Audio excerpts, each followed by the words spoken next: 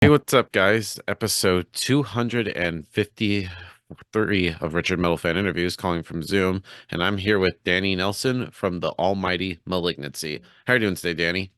Good man. How you doing, brother? Not too bad, not too bad. Had a long day of work, did one interview before you, and here we are. Here we are for my second interview for tonight. Nice. You working, man. Hell yeah, I've been doing this for getting close to almost 4 years, so That's I'm amazing. this is like my side gig.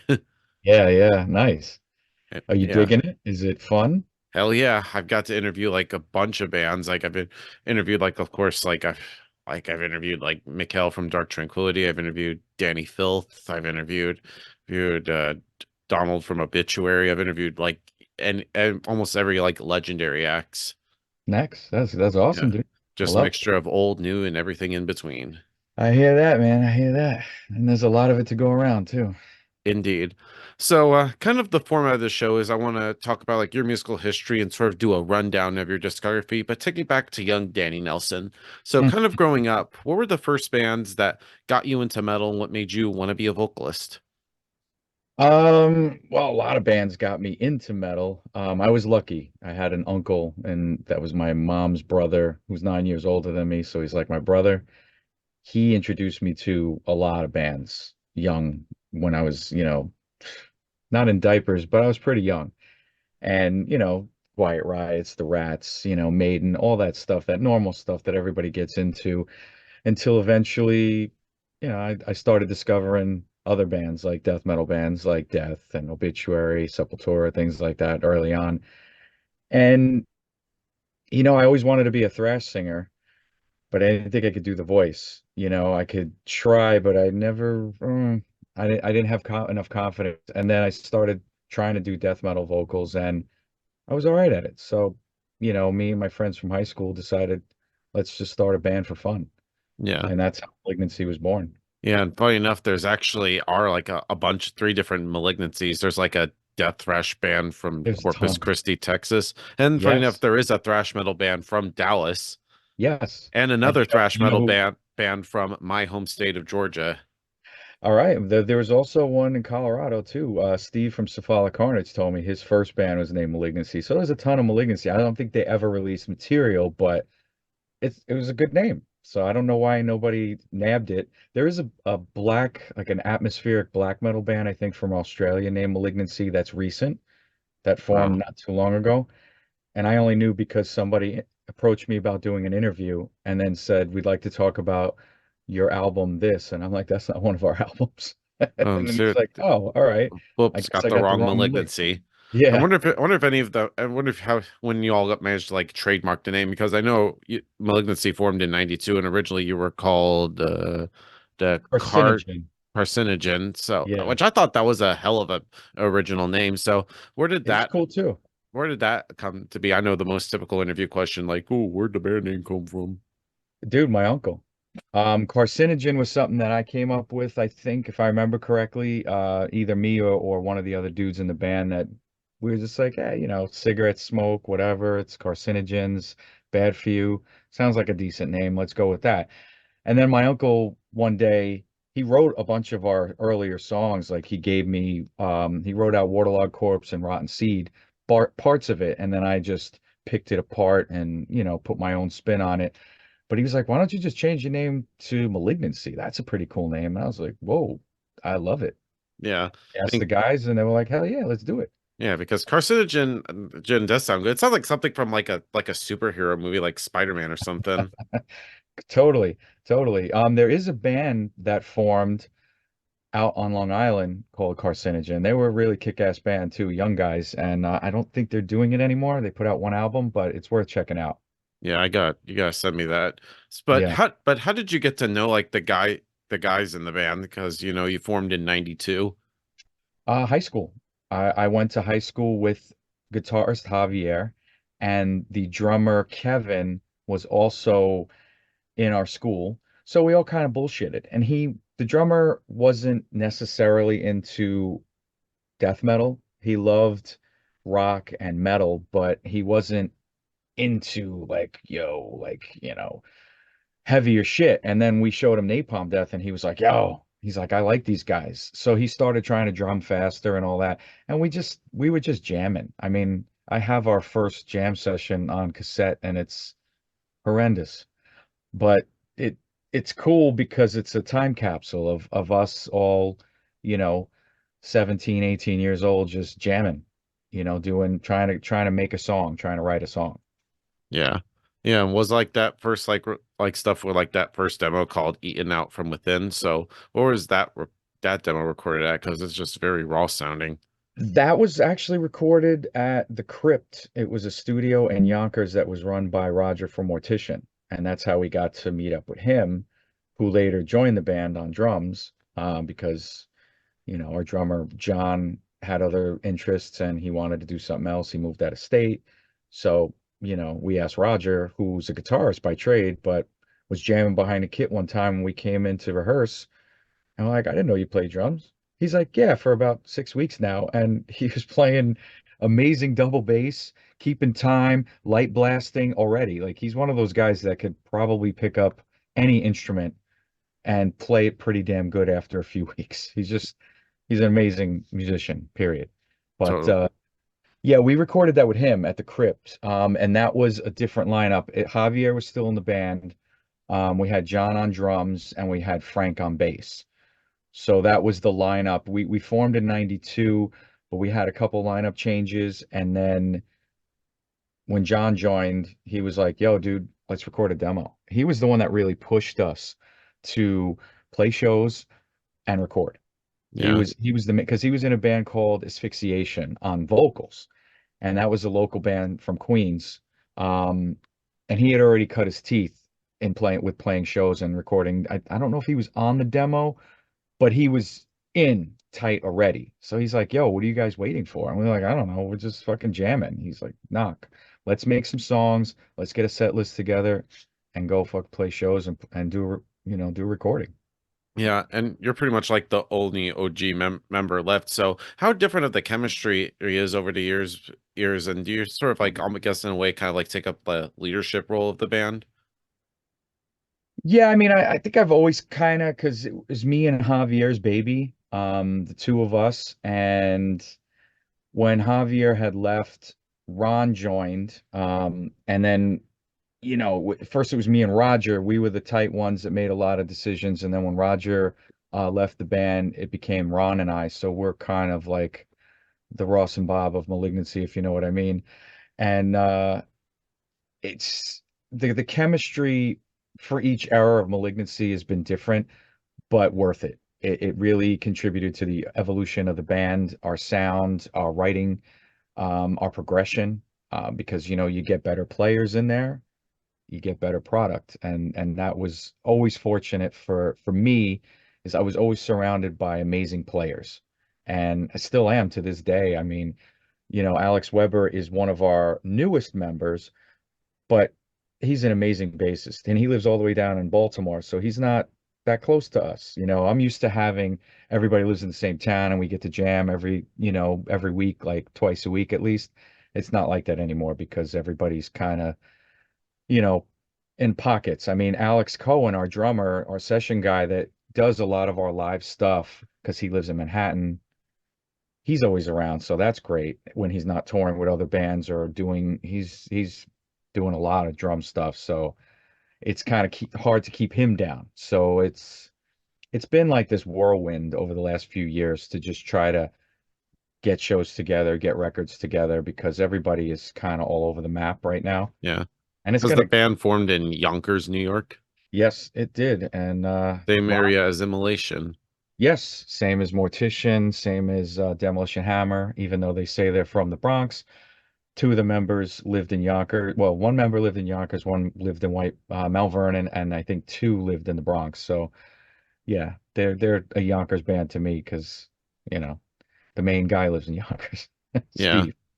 Yeah, I'm always curious about Yonkers because I'm not really familiar with that part of New York. I just know like the capital and then Brooklyn and stuff. Yeah, yeah, it's just a suburb, dude. It's a city, but it's more suburban. It's not like your traditional Manhattan style city. We don't have high rises or anything like that. It's just corporate parks and more suburban, quiet areas. I mean, there's a lot of crime because we're right next to the Bronx, and not because the Bronx is bad, if you know what I mean, but there's crime everywhere. I grew up there. I love it. So it's I kind don't of live like there a anymore. kind of like the more chiller kind of part of New York because the people like because New York is always given the nickname the city that never sleeps, Yeah. but Well, yeah, sometimes it just needs a freaking nap. sometimes. Well, that's because, bars are open till 4 in the city. That's what's great, and Yonkers too. I believe a lot of bars is open till 4, which is Yeah. like around the rest of the world or country rather, it's 2 a.m. Get the hell out and go home. Yeah. But then you started putting out more demos, started playing locally around New York, and then you got signed to your first label, United Guttural Records. So how did Yes. they find Malignancy? It was basically Mortician went out with Flesh Grind. So the singer of Flesh Grind formed United Guttural Records. And it was just one of those things where they were on tour talking shit. And Roger turned to him and was like, "Yo, why don't you sign Malignancy? What's up with that? How come we're not on your label?" And he was like, "You know what? You're right. So send me something." So we did a promo CD, which we did like in '98, which was a combo of Ignorance is Bliss demo from '97, and then we recorded, I think, 4 new tracks. So we gave him like an 8 song demo promo CD to let him know what the new album would probably sound like. And he loved it. Rich Lipscomb, great dude. Rest in peace, brother, wherever you are. He gave us our chance. He believed in us and a lot of underground death metal bands. I mean, he was the staple that really helped push the scene because, death metal went like this and then like this and then like this. And we were right there when it was going down Yeah, it because, sort of just goes in different waves. yeah, it does. And it's stronger than ever, I think, now, which is amazing. That genre has outlasted many others, which is, I mean, metal in general is just, I think it'll go on forever as long as people have an affinity for the style, which Yeah. Yeah, doesn't seem like it's letting up. yeah, totally. Because I feel like death metal has like those different waves. Because there's the first wave of like death and possessed, and then of course the second wave with the obvious like cannibal corpses and the deicides and the obituaries and the Yeah. suffocations. And there's even like newer bands like Frozen Soul, 200 Stab Wounds, Sanguisuga Bog. So how do you feel about it now with like newer death metal bands like taking like inspiration from like the older death metal, and how do you make it make you feel like sort of like newer bands like cite like the classics as an influence? Well, I mean, I'm fine with that because we all kind of had to do that. I'm just not really a fan when they're wearing their influences literally on their long sleeve and you can read what band they love and they're playing that band they love almost riff for riff sometimes. And I'm just like, come on, guys. We've come a long way. There's so many bands out there. There's so much influence, and I don't know if these young guys are grabbing, listening to those bands exclusively and not really coming at it from a different angle. You know, we didn't really have those bands when we were coming up. I mean, yes, Morbid, Entombed, and all that stuff was there, but we were even reaching deeper. Like we were reaching like thrash bands, Overkill, Demolition Hammer, just heavier bands, and we were Violence. We were just grabbing from that, Exhorder, all that stuff. And even my guitarist today, he pulls inspiration from rock and roll, that he grew up with because we don't want to copy, and that was, I think, part of the problem why death metal went down because there was too many bands that sounded exactly the same. Yeah. Uh, I mean, I'm all for the scene continuing in any way, shape, or form, but I would prefer if, you don't like when we started, we didn't want to sound like Suffocation. That was like the main thing. Like, can't sound like Suffocation because everybody else wants to.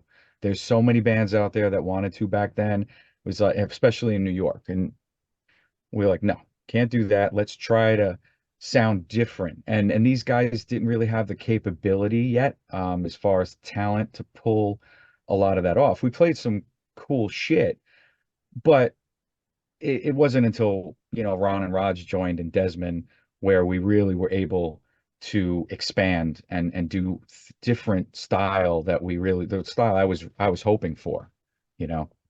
Yeah. So, Yeah, but tell me about making like the debut full-length Malignancy uh-huh. album in Turin Cannibalism. So, how was the thought process going into making like the debut full-length Malignancy album? Well, all those songs we pretty much had written. Intrauterine Cannibalism was the only newer song that we had.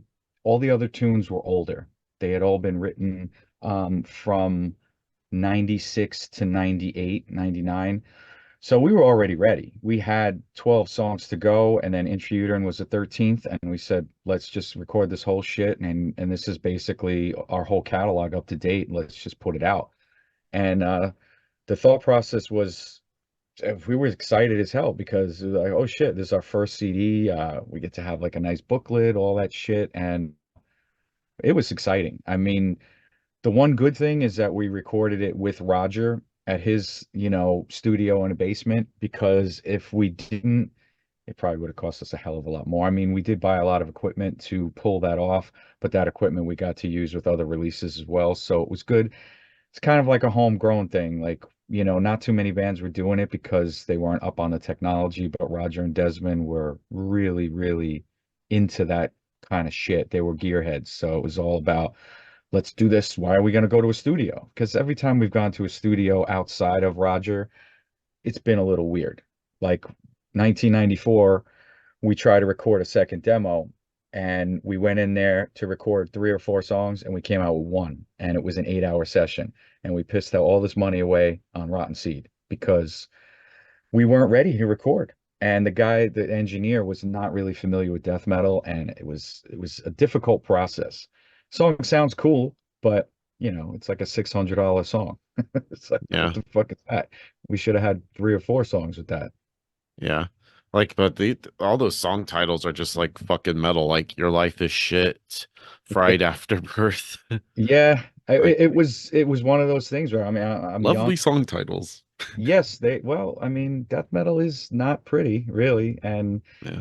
we were just trying to convey that. And you know, Your Life is Shit is about drug abuse, which is something that I think a lot of people they've either been abused, addicted to it, or they've been abused by somebody that is addicted. So you kind of I think it's a song that people can relate to based on experience, maybe having a good friend that got wrapped up into that bullshit kind of thing. And I was just writing from shit that I was seeing, not that I saw Fried Afterbirth, but I did hear about it, that there were women that were taking the afterbirth and cooking it.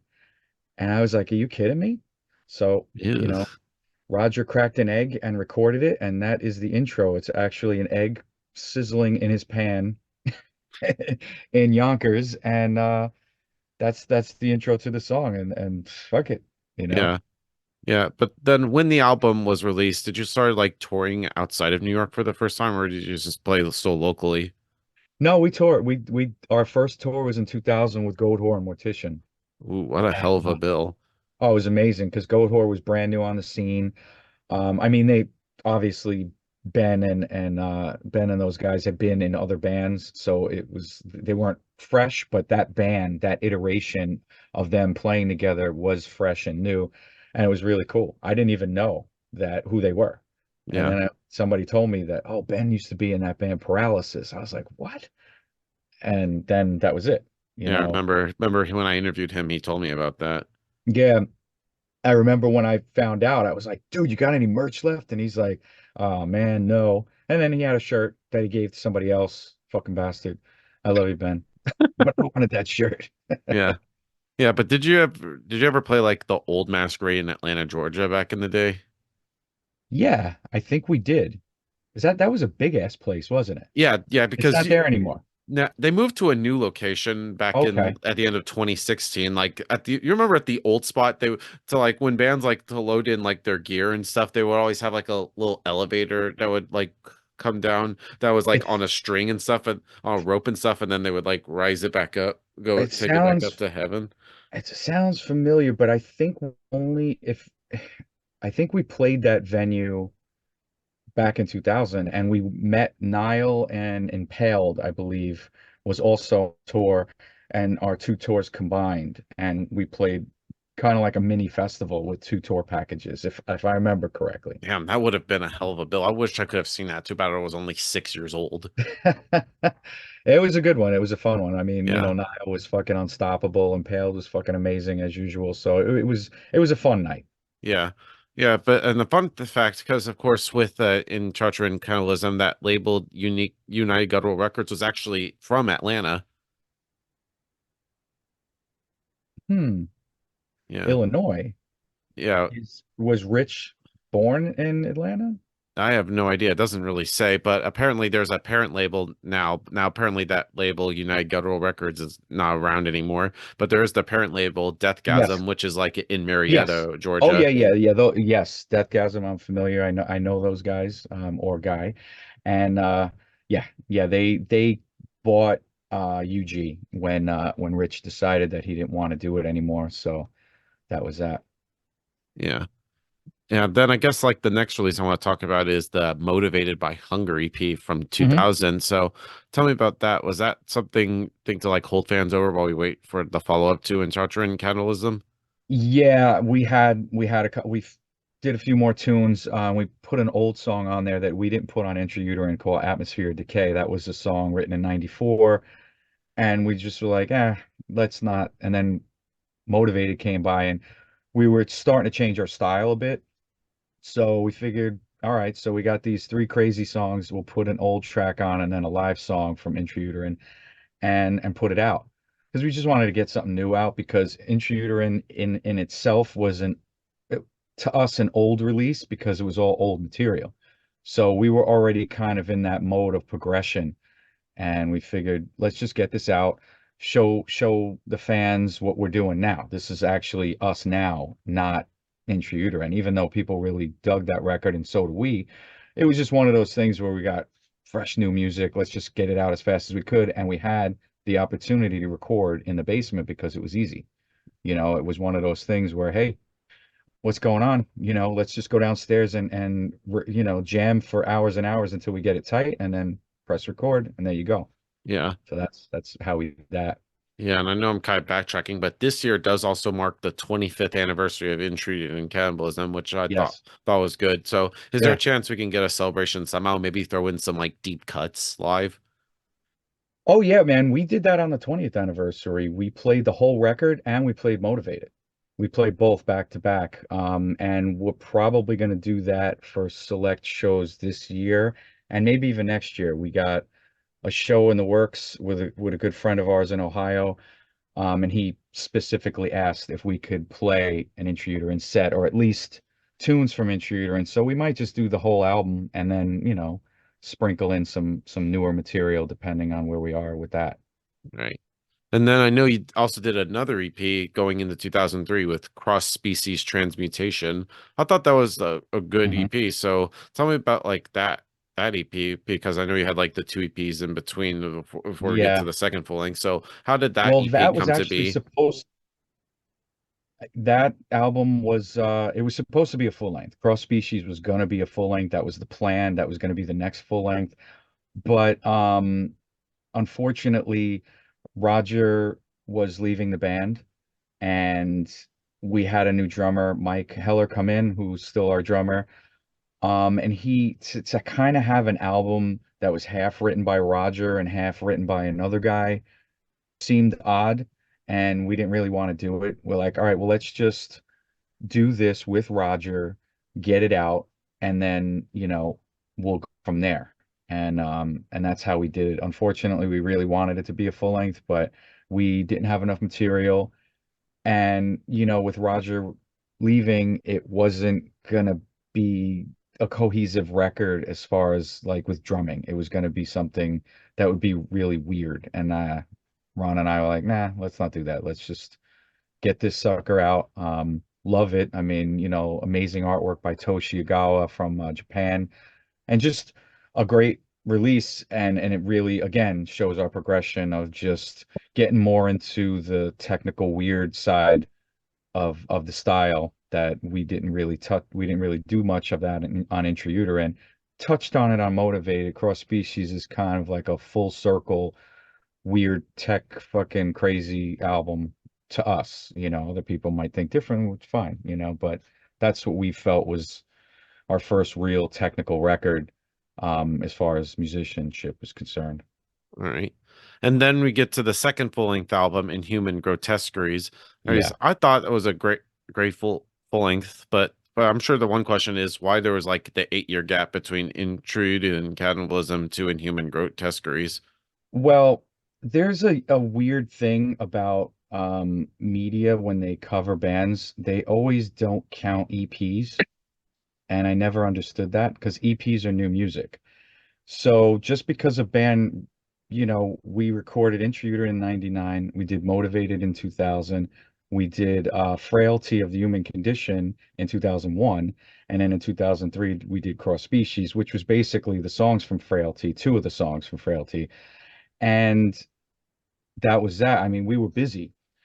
So when Roger left, Mike Heller joined, and he was not, let's say, up to speed is what we needed him to do in the band. So we had to teach him a lot of our material, and it's not easy. And we worked with him for a solid year on trying to get him tight. And then we wanted to play shows with him. And then we did a promo CD of 3 songs that I believe, when was that promo? That promo was 2005, I believe we put it together. I don't remember exactly the date. But yeah, that was 3 songs that we sent to Willowtip, and then that's when that happened, when we got signed to them, because Jason liked the style and he's like, hey, let's do Inhuman Grotesqueries, and we went with Willowtip, which was cool. Yeah, but I think Inhuman Grotesqueries, I thought that was a great album because Thanks. usually with the debut album, you have like your entire life to write, and there's a lot of hype with the first album. When it came to Yeah. making Inhuman Grotesqueries, you felt pressure to follow up in Tribute and Cannibalism? I think we were just hungry and we were excited because Mike was very excited. So we were kind of feeding off him, and he really wanted to write new material and show his chops. So we were excited for him, and I think we wrote a lot of our best music for that record because we were kind of on board. It was like a revitalization. Not that we were upset that Roger left, but it was a new chapter. So we were treating it that way, and we really just wanted to embrace that, and we wanted to get more crazy. And Mike was all about it. Mike was like, "Yeah, man, I will go as crazy as you want me to go," and that's why the covers fuck crazy, and it's just everything. I mean, I love that record too. I think it's great performances all around. Even me, which I'm my own worst critic, but I really liked my vocal delivery on that record more than others. Yeah. And then next up, Eugenics. I thought I Mhm. liked that album. That's probably my favorite Malignancy album. So tell Nice. me about making that album. Man, that was a bitch of an album to make. Really, do tell. Because we had to follow up Inhuman, which was, it's tough. It's tough to follow up something like that, but we had we had an idea, and I wanted to make it a concept record because I had never done that before, and I love King Diamond, and I loved a lot of the stories that he was telling.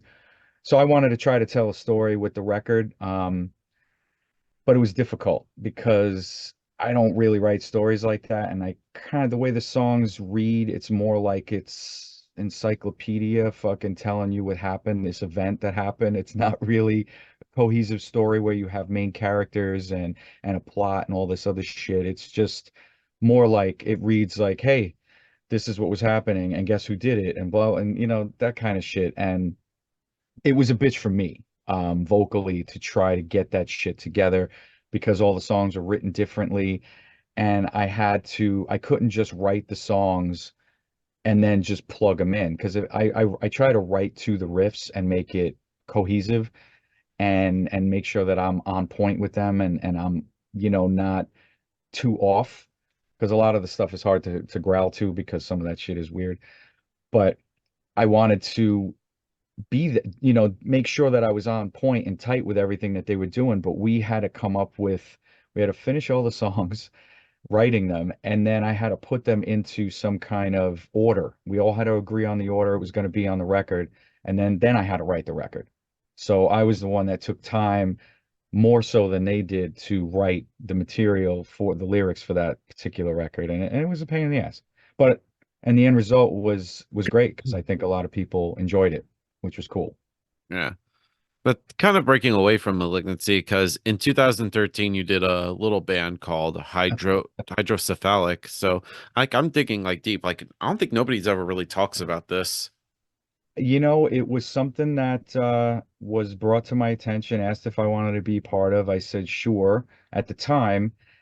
And then not too much, nothing really happened as far as I remember. And then I said that I couldn't really do anything because I didn't really have the time to write for them. And then it never really, it never did. I don't know if they ever put anything out. There was supposed to be just a bunch of different singers and guitarists and things like that. And it was going to be a fun project. It was a 2010 demo. Yeah, I wasn't on that. Yeah. That was like the only thing that they did. Yeah, yeah, I didn't even hear that demo. I mean, shit, did he even send it to me? I have no idea. I don't think so. But you know, I was interested because we had played with his band on the road a couple times. So we were like, all right, well, sure, dude. If you I'll help you out, you know, I'll do something, I'll do a track or two. But then, you know, like I said, things lost traction and then Malignancy was doing stuff. We got busy and I just couldn't really invest, Yeah. unfortunately. But then that's it. In the same year, 2013, you did another band, Mortal Decay. You did their Yeah. album, The Yep. Blueprint for Blood Splatter. Tell me hmm about like that. How'd you hook up with those guys? Well, we had been friends since probably the late 90s, early 2000s. We had played with them in New York a few times and Jersey. So we've always been friends. And they always joked with me and asked me, hey, you know, would you ever come and sing for Mortal Decay? And I was like, maybe, you know, it would have to be the right time and shit like that. And I'm really good friends with their old singer, Kelly Izquierdo. And I'm also friends with all their singers and all their band members. But, you know, I don't want to ruffle any feathers. So I asked Kel, I was like, yo, dude, would you be cool if I jam with the Mortal Boys? And he was like, fuck yeah, dude, go for it. So I had fun, man. They asked me to write some lyrics for a couple songs, and I did. And then they wrote lyrics, and we finished the whole record based on, you know, I think the four of us writing. It was me, Joe, John, and who else wrote? I don't remember. Somebody else wrote it. Hmm. Yeah, there's also Monty and Anthony. Yes, that's right. Anthony did write a lot more than others. Mont didn't write anything lyric wise because he's not a lyricist, but you know, Yeah, sure he could if he tried. yeah. And then with those bands, like how different of a mind frame of it was working with them as opposed to with working with Malignancy? Well, I mean, I had some pretty big shoes to fill with John Pelini and Kelly. Their styles are different from mine. And I didn't want to do their style for this version of Mortal Decay. You know, I kind of wanted to actually, to be honest, I mean, doing the Mortal record helped me out a lot because I started to want to enunciate more with my delivery of vocals because I had gotten into that ultra guttural phase where, you know, there was barely syllables coming out and you know, it sounded more like vomit than anything else. And it was fun, but I wanted to get more into enunciating, and Mortal was always that. They always had a lot of parts where you can understand what was being said and what was being growled. So I wanted to make sure I held that in high esteem and made sure that was like my main focus is to try to keep that aesthetic going for the release. And then everything just kind of fell into place and I had a blast. It was a really fun time for me. I mean, I was under pressure but it wasn't much pressure. I put myself under the pressure because I wanted to make sure that it was everything that the band wanted, you know, and the fans. I mean, I hope some people dug it. I hear good things and sometimes I don't, so it's okay. Then in 2019, you sort of re-recorded the first Malignancy album in True to In Cannibalism. So Yeah. what made you guys decide to like re-record your first album?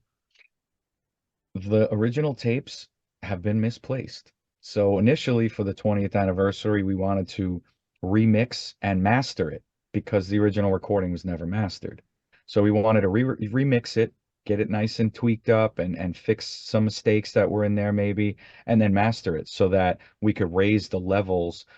But, you know, production value keeps growing every year. So, even an album 5 years ago might sound small compared to something that comes out this year.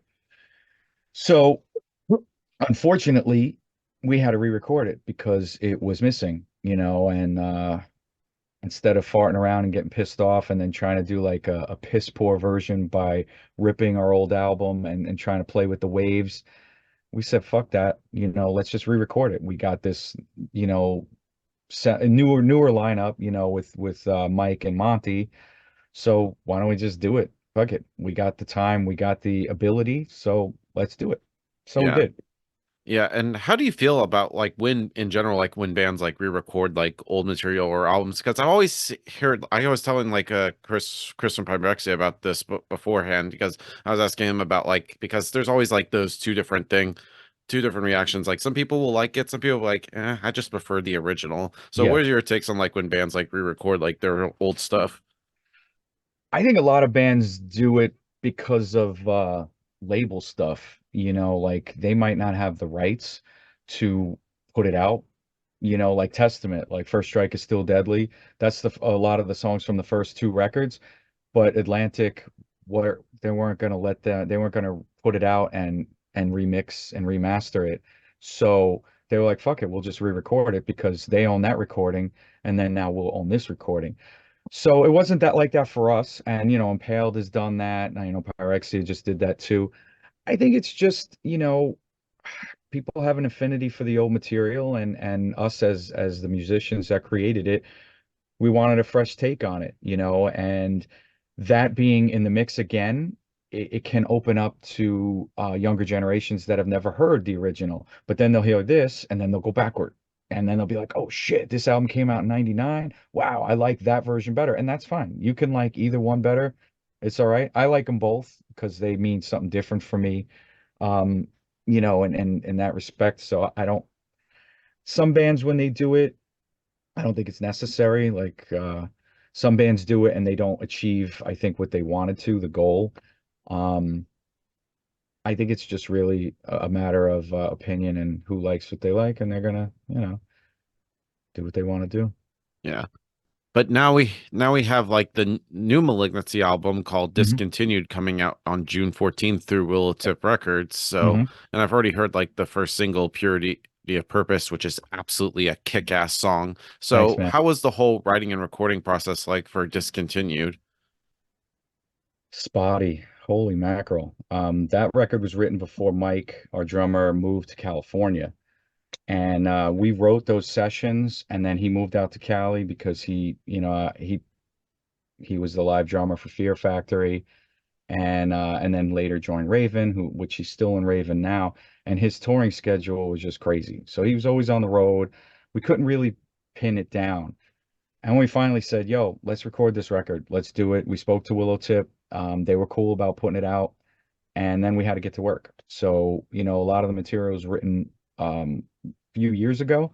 So we had to relearn it and get all our shit together, put all our fucking, our things in line, and then Mike tracked out in California, and then we asked Jacob from Defeated Sanity if he would help us with bass duties because at the time our buddy Alex Weber, he had just joined or was about to join, so we didn't want to like lay that heavy load on him like, hey, you just joined, learn these 9 songs. We didn't want to do that. We just figured we'll give it to Jacob because he's a longtime friend and he was down with it. And so he did his part out in California as well. And then Ron recorded here, and then I recorded here as well. So once we all got our shit together, it was just send it all to the guy that was mixing and mastering it, and then he put it all together. And Yeah. it was a fun process. Yeah, it's a good album. I really like a lot of the songs. I mean, every musician says it's our best stuff yet, and whatever. I mean, everybody says that, and I had a great time. I love everything that we create. Some more than others, and I'm looking forward to this record. Yeah.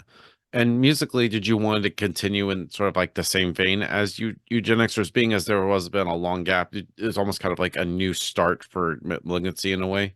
Yeah, yeah. I mean, this album probably should have came out years ago, but due to scheduling and bullshit and other things taking precedence over it, like putting out the Intruder and re-recording, um, it is very reminiscent of eugenics in style for certain riffs because you could see like the tail end of eugenics, and then there's some songs from Discontinued that kind of follow that same kind of vein. But yeah, and then we were like, fuck it, let's just do a little bit more. We wanted to be more groovy, um, not so heavy on the tech to make people disinterested. I mean, we write for ourselves, but it's one of those things where let's just throw some groovy parts in and play them more than twice because, we like to do that. And we'll play a sick part and then just give you one and then run away and say, fuck it. That's what you got to deal with. And, we wanted to draw stuff out a little bit more and make it a little bit, I guess, musical. So that's what we were doing for this one. Yeah. And with Discontinued, did you wanted to try something new or different than Malignancy hasn't done before? Um, well, yeah, I mean, definitely there's some different things that we tried musically for sure. Me vocally just a little bit more cleaner with my singing. I didn't really don't really remember if I did anything that was too out of the ordinary for me. But yeah, we did some different parts too. Like we touched on a couple styles that we had never really explored before, which is cool. Just hearing that in our tuning was cool too. Ron had a bunch of different ideas. Ron and Mike, they're the two orchestra geniuses behind this record as far as music, because they were the ones that beat themselves bloody trying to get this shit written. And I just stood there and watched. Yeah. So can we maybe expect like a Malignancy love ballad? No, no ballads. I don't think we'll ever do a ballad. There was gonna be an acoustic intro to the record, but Ron didn't really care for it after he listened to it again. He was like, Just we get don't to need. the point, no bullshit. Yeah, yeah, it's just kind of like, this is it. No filler, hopefully, and and enjoy. Yeah. Yeah, and being as you are a vocalist, like how do you come up with like lyrics? Does lyrics ever come from like a personal experience, or do you ever try to put yourself in like that certain mind frame in order to come up with lyrics? Yeah, a lot of the lyrics did come from, you know, experiences, earlier stuff that I did. Newer shit, I try to put myself in like a mindset, like you said, like, well, what would it be like if this happened, and I always try to put a weird twist on it because some of the song titles, like Purity of Purpose, means something else, and I change it to mean something that we've all kind of experienced and that we are seeing now in today's world. Same with existential dread is another, it means something completely different. Oppositional defiance means something completely different. So I just wanted to make it more palatable for, I guess, our world, what we're living in now, because, when I first heard those terms, I didn't know what they were. I was like, oh, that sounds pretty cool as a title. Let me look it up. And I'd look it up and I'm like, I don't really like the title's cooler. The two words put together are cooler than what it really means. So I'm gonna make it mean something else. And Yeah. that's what I did. Yeah, but yeah, but then kind of like talking about like your albums kind of like going back a little bit because Hmm. I know like you also talk about have also very conceptual, well, kind of especially with the EP that you did in 2016. With the sort of like concept making these concept albums, does like research also go in hand to hand when sort of like addressing these sort of concepts? Yeah, yeah, oh, yeah. I mean, I want to write stuff that's, coherent, cohesive, like it makes sense. It's not something that's just all guts and gore because I did that already. And actually Cannibal Corpse did that better than everybody back in the day. So me revisiting that kind Sort of of like shit, been that there, done style, that.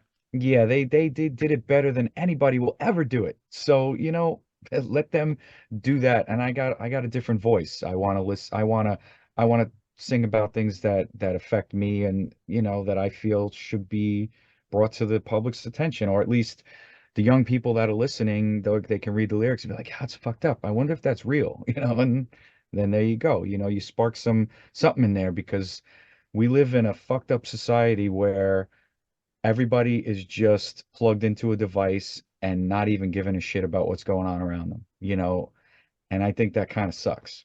Yeah. So I write about shit like that too. I mean, Malignant Future was basically about that. It was about a lot of that shit, about how, and there's songs like that on Discontinued as well. It's just it's the way our world runs now, and it's kind of a shame that, we depend on stuff like that, and algorithms tell us what to buy. It's just kind of like, fuck, man.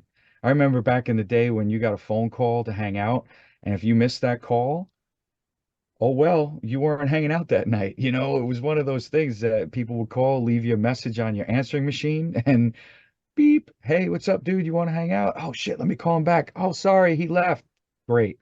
That kind of thing. These days, everybody is just quick. Everything has got to be fucking Like handled right to the away. point, no Yeah, bullshit, no nothing. there's no patience anymore. It's just like, come on, man. It's just like quick, quick, quick, quick, quick. And it's like, nah, man, that's not the way I grew up. And I'm not going to be an old man on the porch fucking yelling at the kids to get off my lawn because I Yeah, don't have a get lawn. off my lawn. Yeah. But it's kind of one of those things, dude. It's our times have changed, and I'm witnessing this change, and it's just weird to me and a lot of my friends as well, that just how we're wondering what it's going to be like in the future. So I also try to think about that, and I'm like, all right, well, maybe I'll pop that in the future. Like Irradiated Miscreation is about how cell phones in our pockets make us sterile. And that's Yeah, going to be how the human race dies out, because everybody's on a cell phone, everybody has one in their pocket, and they're radiating their fucking sexual organs to the point where we're not going to be able to procreate anymore. yeah. I hope that's And not the I'm case, down with Danny. that. I like that. That's wild, man. Uh, thank you, Danny, for this conversation. Got it, What Richard. with the release of this new album, is there anything else with Malignancy that you like to promote in terms of like tours and stuff? Nothing slated yet for touring, but we're playing Loud as Hell Festival out in Canada. I don't remember the date. Sorry, guys, don't get pissed off at me. But we got that. We got something coming up in Mexico, hopefully. We're just doing a lot of different shows here and there, some festivals, and we got a show this month at a fucking a brewery, if you can believe that. It's gonna be great. We played there last year, and the show got stopped because a patron kind of assaulted a young lady's breasticle, and the show got Holy stopped. shit. Yeah, it was kind of fucked up. The guy was drunk. He fucking flipped her boob, and she got pissed off, and guys wanted to beat him up, which I agree. I mean, yeah, And yeah, that's the justifiable. the guy was a dick, and you don't Yeah. do shit like Fuck those that. people. Like, fuck Yeah, out of here.